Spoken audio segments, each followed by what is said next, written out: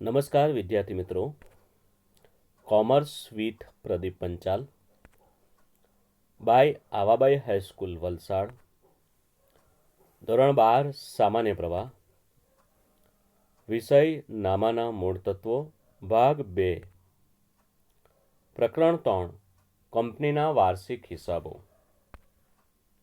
આજના આ વિડીયોમાં આપણે સ્વાધ્યાયનો પ્રશ્ન નંબર 6 અને ઉદાહરણ 10 કરીશું.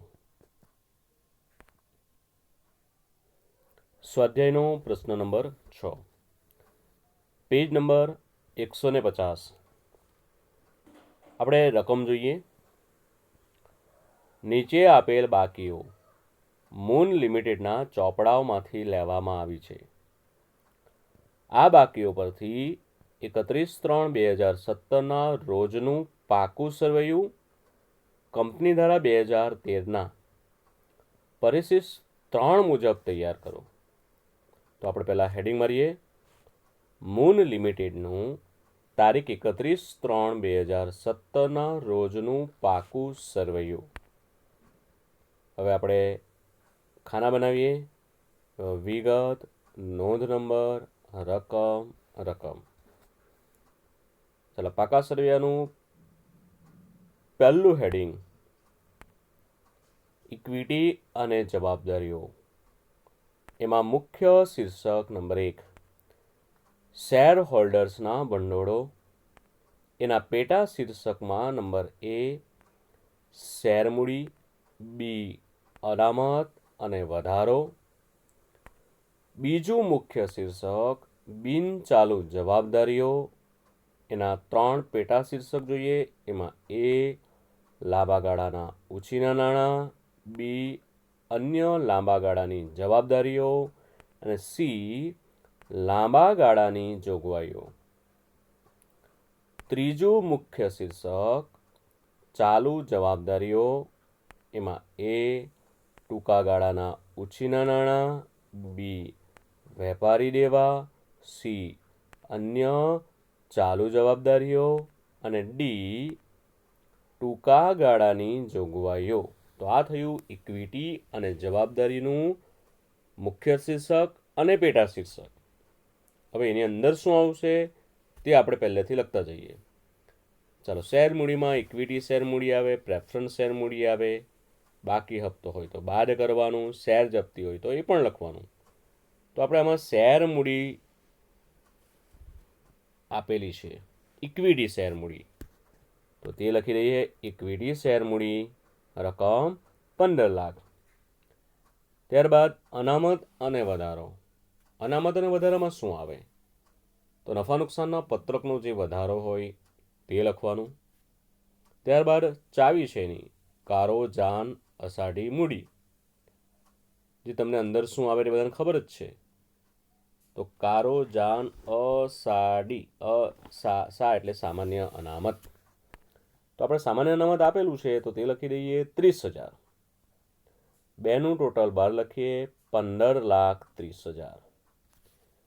ત્યારબાદ બીજું મુખ્ય શીર્ષક બિનચાલુ જવાબદારી. એમાં A લાંબા ગાળાના ઉછીના નાણાં. ચાલો, લાંબા ગાળાના ઉછીના નાણાંની ચાવી તો લાંબા ડીમુ બોઝા. લાંબા ગાળાના ઉછીના નાણાં.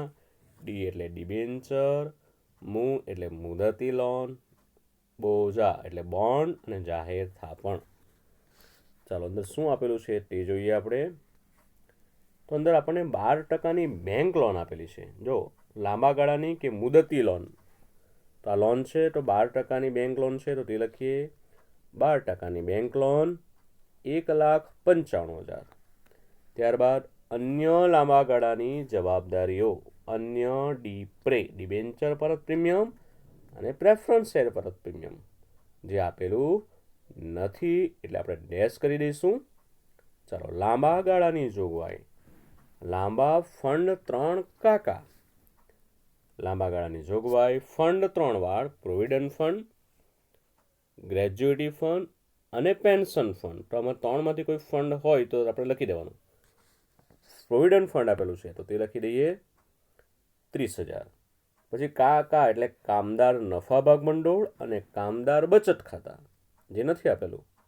ચલો આ બે રકમનું ટોટલ બાર લખી દઈએ આપણે 2,25,000. ચાલો ત્રીજું મુખ્ય શીર્ષક ચાલુ જવાબદારીઓ. એમાં એ ટૂંકા ગાળાના ઉછીના નાણાં. તો ટૂંકા કેશ બેંક, ટૂંકા એટલે ટૂંકા ગાળાના ઉછીના નાણાં, ફરી પાછું ટૂંકા એટલે ટૂંકા ગાળાની લોન, કેશ ક્રેડિટ અને બેંક ઓવરડ્રાફ્ટ.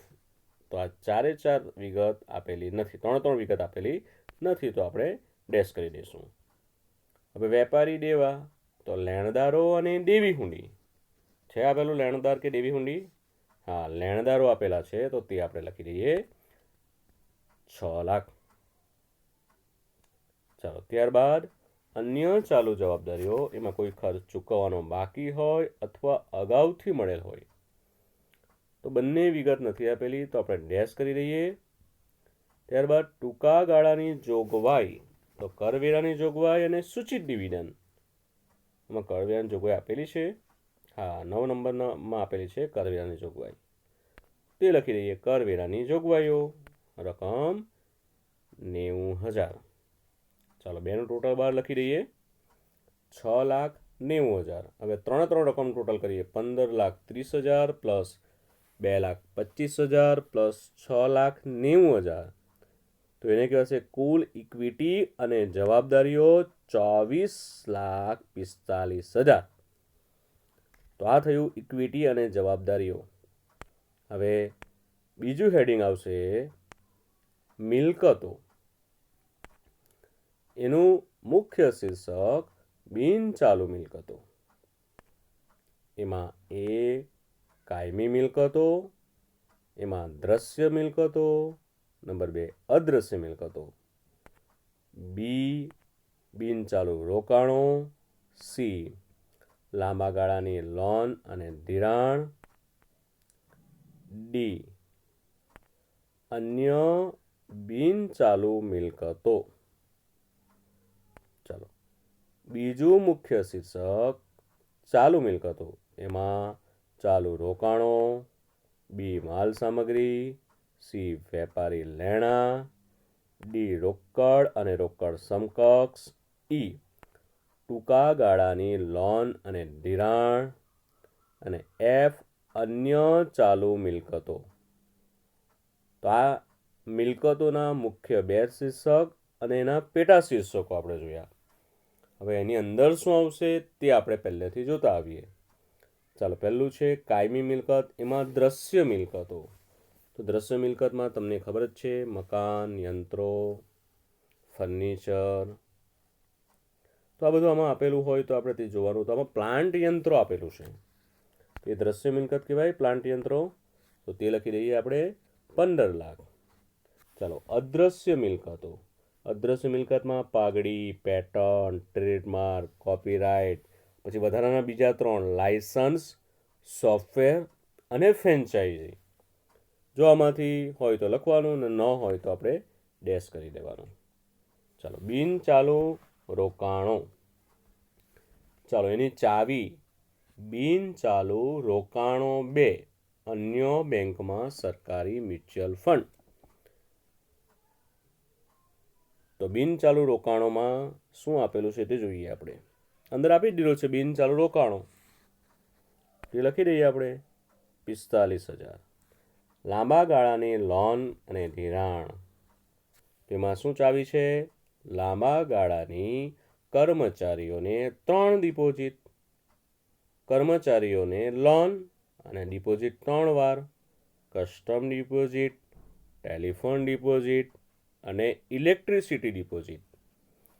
ચાલો આમાં ઇલેક્ટ્રિસિટી ડિપોઝિટ આપેલું છે, તે લખી દઈએ. Electricity deposit 1,87,500.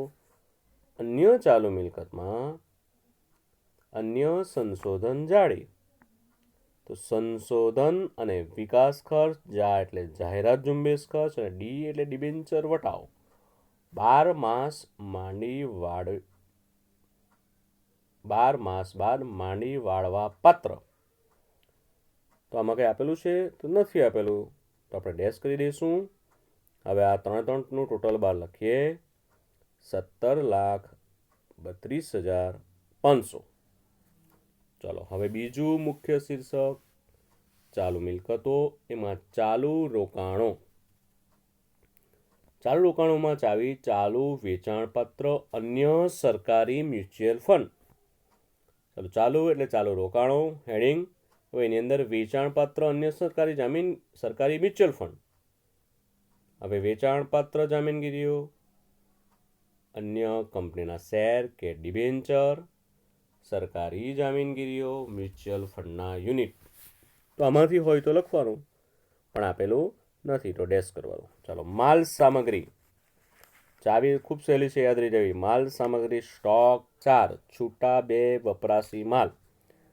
ચાલો જોઈએ, ઝડપથી જોઈ લઈએ. માલ સામગ્રી હેડિંગ સ્ટોક 4 વાર, કાચા માલનો સ્ટોક, અર્ધ તૈયાર માલનો સ્ટોક, તૈયાર માલનો સ્ટોક, વેપાર માટેનો સ્ટોક.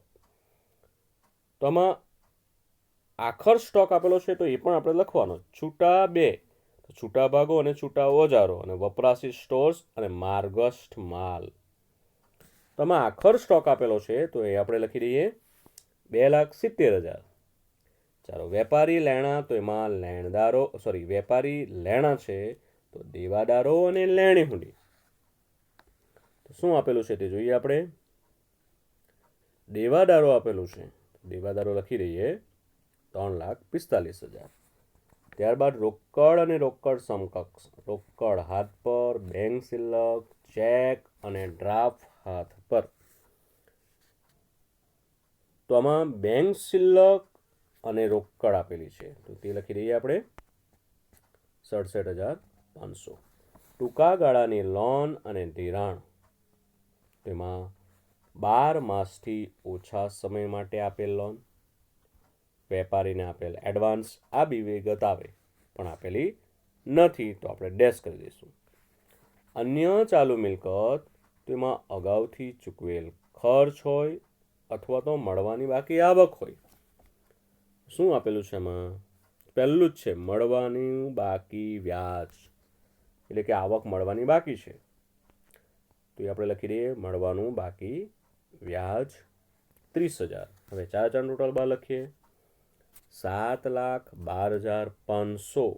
એમાં ઉપરની જે રકમ છે તો ટોટલ કરીએ એટલે કુલ મિલકતો આવશે 24,45,000. અગાઉ આપણે આગળની સ્લાઇડમાં જોયું એમાં ઇક્વિટી અને જવાબદારીનું ટોટલ પણ એટલું જ આવેલું 24,45,000 અને મિલકતનું પણ 24,45,000 આવ્યું. એટલે આપણો દાખલો સાચો છે એમ કહી શકાય. પણ તમે મુખ્ય શીર્ષક અને પેટા શીર્ષક ક્રમમાં લખેલા હશે તો જ તમને પૂરેપૂરા માર્ક મળશે. ચાલો આ થયું સ્વાધ્યાયનો પ્રશ્ન નંબર 6. હવે આપણે જોઈશું ઉદાહરણ 10 જોઈએ. પેજ નંબર 141 કાઢો. 141 પેજ પર આપણે રકમ જોઈએ. નીચેની બાકીઓ સ્ટાર લિમિટેડના ચોપડામાંથી લેવામાં આવી છે. આ બાકીઓ પરથી તારીખ 31મી માર્ચ 2017ના રોજનું પાકું સરવૈયું કંપની ધારા 2013ના પરિશિષ્ટ 3 મુજબ તૈયાર કરો. તો આપણે હેડિંગ મારીશું સ્ટાર લિમિટેડનું તારીખ 31/3/2017ના રોજનું પાકું સરવૈયું. ખાના બનાવીએ વિગત, નોંધ નંબર, રકમ. ચાલો એમાં પહેલું હેડિંગ મારીએ આપણે ઇક્વિટી અને જવાબદારીઓ. એનું મુખ્ય શીર્ષક શેર હોલ્ડર્સના ભંડોળો. હવે એના પેટા શીર્ષક લખીએ. એમાં એ શેર મૂડી, બી અનામત અને વધારો. ચાલો બીજું મુખ્ય શીર્ષક બિનચાલુ જવાબદારીઓ. એના 3 પેટા શીર્ષક એ લાંબા ગાળાના ઉછીના નાણાં, બી અન્ય લાંબા ગાળાની જવાબદારીઓ, સી લાંબા ગાળાની જોગવાઈઓ. હવે ત્રીજું મુખ્ય શીર્ષક ચાલુ જવાબદારીઓ. એના 4 પેટા શીર્ષક.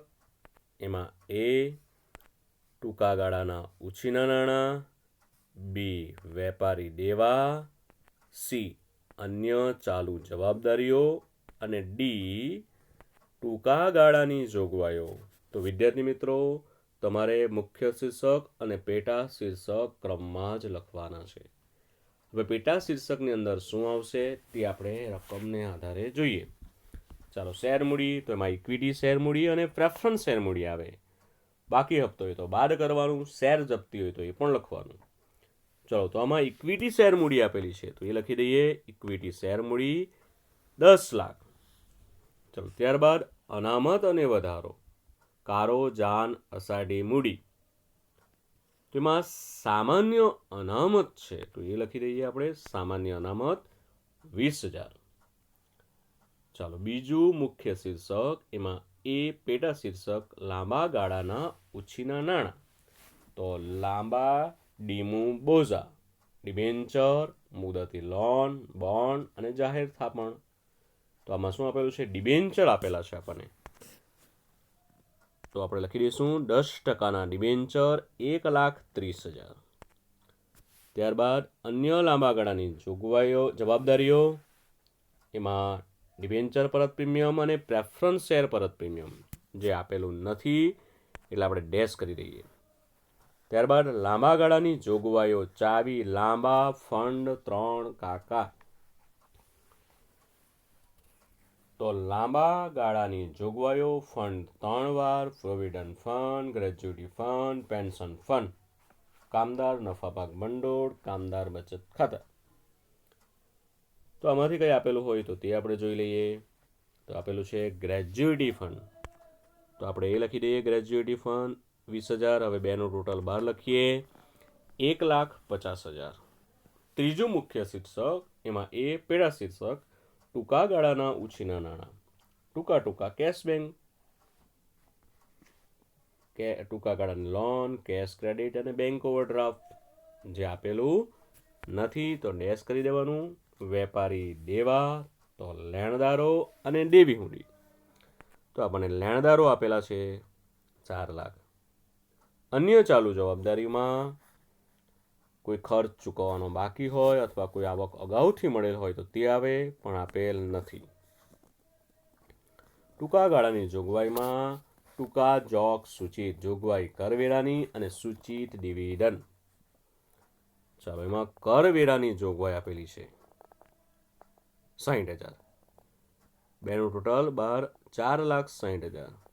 હવે 3નું ટોટલ કરીએ આપણે તો કુલ ઇક્વિટી અને જવાબદારીઓ આવશે 16,30,000. આ થયું ઇક્વિટી અને જવાબદારીઓ. હવે આપણે જોઈશું બીજું હેડિંગ, મિલકતો. એનું મુખ્ય શીર્ષક બિનચાલુ મિલકતો. એમાં એ કાયમી મિલકતો, એમાં નંબર 1 દ્રશ્ય મિલકતો, નંબર 2 અદ્રશ્ય મિલકતો, બી બિનચાલુ રોકાણો, સી લાંબા ગાળાની લોન અને ધિરાણ અને ડી અન્ય બિનચાલુ મિલકતો. ચાલો, બીજા નંબરનું હેડિંગ મારીએ, ચાલુ મિલકતો. એના પેટા શીર્ષકમાં એ ચાલુ રોકાણો, બી માલ સામગ્રી, સી વેપારી લેણાં, ડી રોકડ અને રોકડ સમકક્ષ, ઈ ટૂંકા ગાળાની લોન અને ધિરાણ, એફ અન્ય ચાલુ મિલકતો. તો આ થયા મિલકતના મુખ્ય અને પેટા શીર્ષકો જે તમારે ક્રમમાં જ તૈયાર કરવાનું છે. ચાલો, હવે આપણે કાયમી મિલકતમાં દ્રશ્ય મિલકતો જોઈએ. દ્રશ્ય મિલકતમાં જમીન, મકાન, પ્લાન્ટ યંત્રો, ફર્નિચર, વાહનો, સાધન સરંજામ, ભાડાપટ્ટાની મિલકત. તો આપણને જમીન મકાન આપેલા છે તો એ લખી દઈએ, જમીન મકાન. જમીન મકાન કેટલા આપેલા છે? 10 લાખ. ચલો, અદ્રશ્ય મિલકતમાં પાઘડી, pattern, trademark, copyright, licence, software અને ફ્રેન્ચાઇઝી જે આપેલ નથી તો ડેશ કરી દઈએ. ત્યારબાદ બિનચાલુ રોકાણો, જેની ચાવી બિનચાલુ રોકાણો 2 વાર અન્ય બેંકમાં સરકારી મ્યુચ્યુઅલ ફંડ. ચાલો રોકાણો બે વાર, પ્રોવિડન્ટ ફંડના રોકાણો અને ડિબેન્ચર પરત નિધિના રોકાણો. અન્ય તો અન્ય કંપનીના શેર કે ડિબેન્ચર, બેંકમાં બાંધી મુદતની થાપણ, સરકારી જામીનગીરીઓ અને મ્યુચ્યુઅલ ફંડ. ગૌણ કંપનીના પણ શેર આવશે.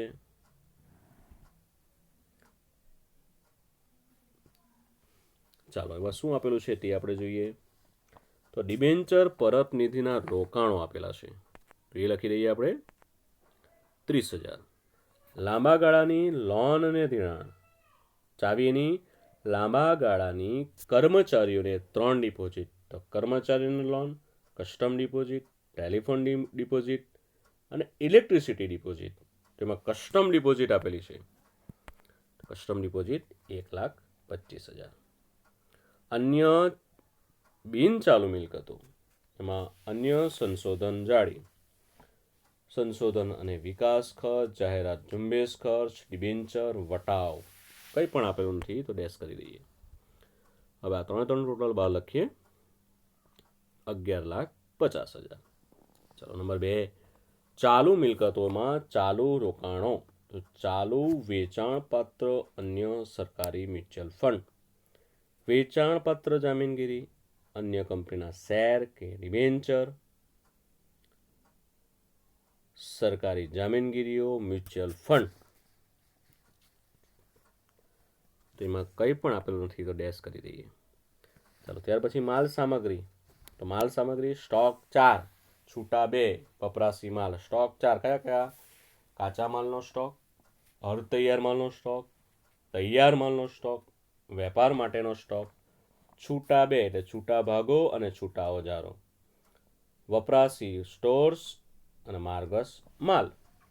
ચાલો એમાં શું આપેલું છે? તો આખર સ્ટોક આપેલો છે, એ લખી દઈએ 1,80,000. ત્યારબાદ વેપારી લેણા, તેમાં દેવાદાર અને લેણી હુંડી. તો દેવાદારો આપેલા છે 2,30,000.